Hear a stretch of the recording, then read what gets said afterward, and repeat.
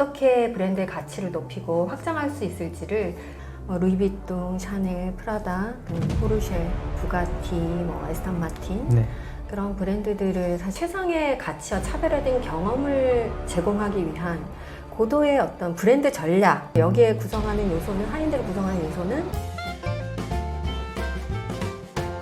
네, 오늘은 하이엔드는 상품을 팔지 않는다의 저자 이은화 작가님 모시고 이야기 나눠보도록 하겠습니다. 작가님, 구독자분에게 인사할까요? 네, 안녕하세요. 하이엔드는 상품을 팔지 않는다의 저자 이은화입니다. 현재 코리아 아트그룹의 대표로서 하이엔드 주택 디자인과 아트 컬래버레이션 프로젝트를 진행을 하고 있습니다. 저는 건축, 인테리어, 아트 세 가지 분야를 전공을 했고, 이 분야에서 일을 하면서 특히 공간 디자인과 아트 컬래버레이션을 통해 어떻게 브랜드의 가치를 높이고 확장할 수 있을지를 늘 고민해 왔습니다. 그래서 그 과정에서 얻은 인사이트들을 이 책에 담았습니다. 작가님께서 이제 하시고 계신 일이 이제 좀 궁금하긴 해요. 네네. 그러니까 이제 이게 예를 들어서 딱 대학교에 어떤 전공이 딱 있어가지고 네. 이 전공을 졸업하면은 이런 일을 할 수 있다 이런 개념은 아닌 거잖아요. 근데 어떻게 이 일을 시작하게 되셨는지. 저는 아까도 말씀드렸지만 건축, 인테리어, 그리고 아트를 석사 과정을 졸업을 했어요. 네. 그래서 그러면서 그 이후에 제가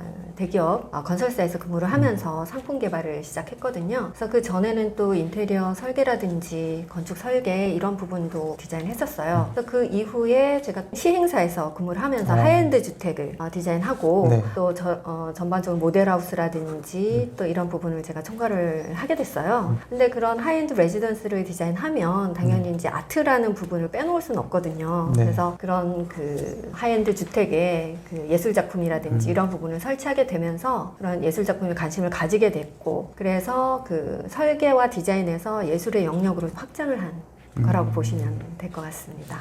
작가님과 비슷한 커리어를 갖고 계신 분들 흔치 않겠네요. 제 생각에는 건축하고 인테리어, 아트까지 전공을 한 사람은 좀 많이 없을 것 같습니다. 대부분은 건축, 인테리어 전공을 하거나 아니면 예술 쪽을 전공을 하거나 그렇게 둘 중에 하나인데, 저는 세 가지를 이제 한국과 밀라노에서 공부를 했고 이렇게 연결이 돼서 일을 하게 된 것 같습니다. 이번에 이제 하이엔드는 상품을 팔지 않는다라는 책을 써주셨는데 네. 이 책을 좀 쓰시게 된 계기가 있으신가요? 건축 인테리어 매거진 편집위원으로서 루이비통 브랜드의 건축과 공간에 대한 특집 기사를 쓰기도 했었어요. 그렇게 하면서 굉장히 그런 하이엔드 브랜드에 대해서 관심을 가지게 됐고, 그 이후에도 말씀드렸듯이 하이엔드 패션 브랜드 공간 디자인 그리고 주택 상품 디자인의 프로젝트를 진행해 왔었어요. 그래서 그렇게 하면서 왜 이렇게 많은 사람들이 이런 하이엔드 패션 브랜드 아니면 이 하이엔드 브랜드에 관심을 가지고 있을까, 그 이유가 되게 궁금했고, 그러면 이런 많은 사람들이 이렇게 브랜드에 열광하는 이유가 뭘지, 또 그런 부분이 굉장히 궁금해졌고, 그것이 바로 이 책을 쓰게 된 시작점이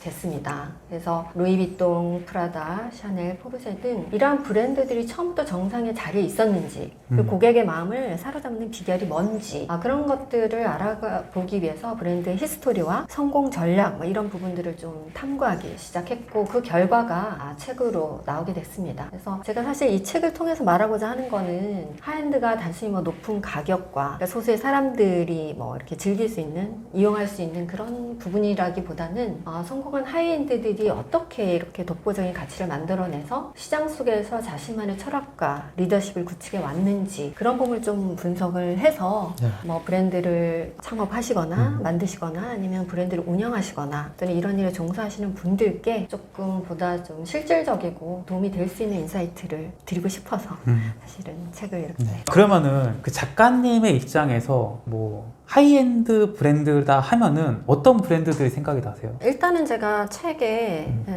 표기된 그러한 브랜드들이 좀 생각이 나는데요. 루이비통, 샤넬, 프라다, 그다음에 포르쉐, 부가티, 에스턴 마틴 그런 브랜드들을 사실 좀 대표적으로 넣기도 했어요. 근데 사실 꼭 그런 지금 책에 들어간 그런 대표적인 브랜드뿐만이 이제 하이엔드 브랜드라고 보지는 않아요. 제가 생각하기에 예를 들어서 우리 이제 간장을 예를 들자면 간장 자체도 우리나라의 명인이 만든 간장 자체도 사실 하이엔드 브랜드라고 볼 수 있거든요. 그래서 그렇게 본다면은 그러면은 그게 하이엔드 브랜드가 될 수 있냐라고 이제 궁금하실 수도 있잖아요. 이렇게 보면은 사실 이 간장이라는 게 굉장히 그 지역의 특성, 기후, 온도, 습도 그리고 누가 만드냐에 따라서 굉장히 달라질 수 있는 거잖아요. 그래서 그것에 따라서도 그 뭐 어떤 지역이나 온도에 따라서도 이게 굉장히 사실은 그 깊은 맛이 나오는 맛 자체도 좀 틀리고 그럴 텐데, 그렇다면은 이런 하이엔드가 브랜드를 이제 말할 수 있는 것들은 어떤 차별화된 특별한 독보적인 어떤 가치가 있어야 된다고 생각을 해요. 예를 들면 그 지역의 특별한 어떤 재료라든지 이런 부분도 사실 굉장히 차별화된 가치의 한 부분이라고 볼 수 있잖아요. 네. 그리고 장인이 가지고 명인이 가지고 있는 뭐 레시피, 그리고 여러 가지 그 주변 환경들, 그리고 거기에 따른 특별한 스토리텔링, 그리고 그 전부를 아우르는 어떤 진정성, 그 브랜드가 가지고 있는 뭐 가치, 이런 측면들이 사실 하이엔드를 구성하는 그런 요소가 될 수가 있는 거예요. 그래서 제가 이 책에 어떤 대표적으로 말씀드린 그런 브랜드 이외에도 사실은 다양한 분야에서 하이엔드라고 말할 수 있는 그런 여러 가지 다양한 브랜드가 있을 수 있습니다. 근데 이제 보통 이제 뭐 구찌나 뭐 샤넬이나 우리가 흔히 알고 있는 뭔가 명품 그 브랜드들은 네. 이제 하이엔드 브랜드들 중에서도 잘 알려진 브랜드들인 거고, 네. 예를 드신 이제 간장 같은 경우에는 네. 하이엔드는 맞지만 네. 그렇게 잘 알려지지는 않은, 뭐 그렇게 좀 구분해서 생각해 볼 수 있는 건가요? 그렇게 볼 수도 있을 것 같아요. 그래서 특히 또 최근에는 우리나라 뭐 K-팝, K-컬처, 그리고 뭐 이런 다양한 뭐 K-영화 이런 부분들이 엄청나게 인기를 얻고 있잖아요. 사실 그런 부분들도 어떻게 보면 하이엔드화 될 수 있는 그런 이제 충분한 요소를 가지고 있는 거죠. 그래서 단지 우리는 그런 역사가 조금 짧다라고 볼 수 있을 것 같아요. 그래서 지금 아까 말씀드린 그런 그 브랜드들은 사실 역사가 최소한 150년 이상이거든요. 그래서 까르띠에, 뭐 루이비통 이런 부분들은 170년, 180년도의 역사를 가지고 있어요. 그래서 그에 비해서 우리나라는 좀 어떻게 보면은 짧은 시간 내에 급성장을 했고, 그리고 성능, 기능, 효율성 이런 부분을 굉장히 강조를 많이 한 나라이기도 하잖아요. 그래서 빨리빨리라는 문화도 있고, 그렇게 하다 보니까 어떻게 보면은 그런 좀 긴 역사를 가진 그런 헤리티지 그런 부분들이 조금 어떻게 보면은 좀 많지 않다. 그렇게 하다 보니까 숨어있는 브랜드도 굉장히 많은 것 같습니다. 이제 우리나라 것들 중에서도 이제 하이엔드화 될 수 있다고 표현해 주셨는데, 작가님께서 생각하시는 하이엔드라는 거는 뭐예요? 하이엔드는 단순히 우리가 보통 하이엔드 명품 이러면은 네. 뭐가 제일 떠오르세요? 비싼 거. 그쵸.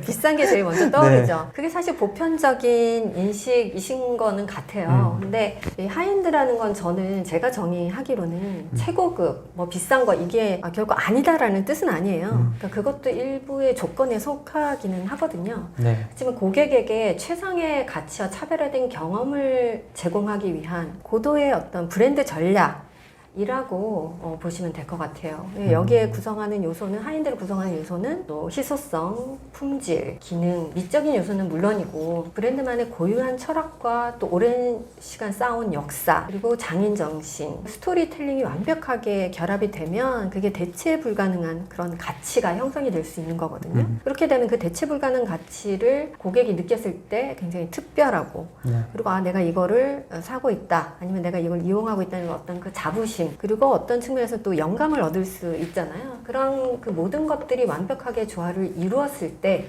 비로소 하이엔드라고 부를 수 있습니다. 이거는 사실 브랜드에만 해당되는 건 아닌데요. 개인의 삶에서도 하이엔드라고 마찬가지로 부를 수가 있습니다. 그래서 프랑크 게리라는 건축가는, 저는 이 말이 굉장히 참 좋아하는데요. 가장 중요한 건 나 자신이 되는 것이다 라고 말을 했습니다. 그래서 누구에게나 자신만의 단 한 가지 되게 유일한 뭐 장점이나 아니면 정말 좋아하는 일이 있으시잖아요. 우리 운영자님도 마찬가지로 정말 잘하고 즐거운 일을 하실 텐데요. 그래서 모든 게 다 완벽할 수는 없잖아요. 그렇지만 한 가지, 그 한 가지를 잘 발전시키고 하루하루의 시간을 잘 쌓아 나간다면 바로 의미 있는 결과물로 나중에는 이제 될 것이고, 그게 곧 하이엔드의 라이프, 그걸 하이엔드에 이룰 수 있는 그런 되게 중요한 가치가 될 수 있다고 생각을 합니다. 그래서 하이엔드는 누가 더 깊이 있게 시간을 쌓아가고 있는지를 보여주는 그런 말이라고 생각합니다. 그럼 이제 많은 하이엔드 브랜드들을 알고 계실 테니까, 이게 가장 이상적으로 생각하는 가격이 싼 하이엔드 브랜드는 없을까?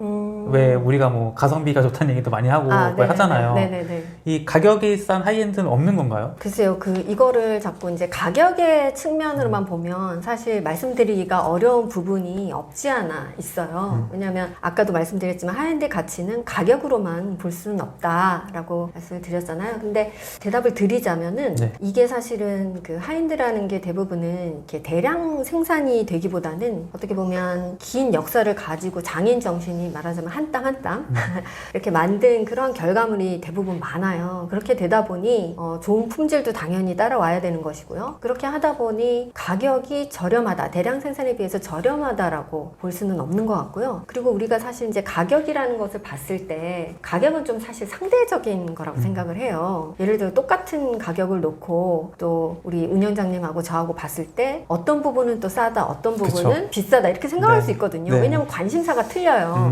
예를 들어 카메라를 봤을 때 만약에 운영자님께서 카메라를 관심이 있는 요소다 했을 때는 저는 좀 비싸다고 느낄 수 있고 아니면 그쵸. 되게 필요하시니까 아 이거는 이 정도면 뭐 괜찮다, 가성비 있다 라고 생각하실 수도 있는 거거든요. 그래서 가격적인 측면은 조금 상대적인 부분이 있다. 그렇다면 공통적으로 하이엔드는 뭐 어떤 것을 갖춰야 될지 네. 그런 걸 본다면 가장 중요한 거는 타임리스 가치인 것 같아요. 그러니까 시간이 지나도 변치 않는 뭐 본질적인 가치와 품질을 갖추는 게 가장 중요한 거라고 보여집니다. 그리고 두 번째는 장인정신과 희소성입니다. 그래서 대량 생산보다는 고유한 기술과 정성으로 만들어진 그 브랜드 고유의 특별함이 있어야 되는 것 같습니다. 그리고 진정성, 그리고 감동적인 경험이겠죠. 그래서 제품을 사용하는 모든 과정에서 고객이 특별하고 차별화된 경험을 받고 있다고 느끼게 하는 것이 굉장히 중요할 것 같아요. 이 세 가지가 유기적으로 연결될 때 이 가격을 넘어선 진정한 하이엔드 가치가 창조될 것이라고 생각합니다.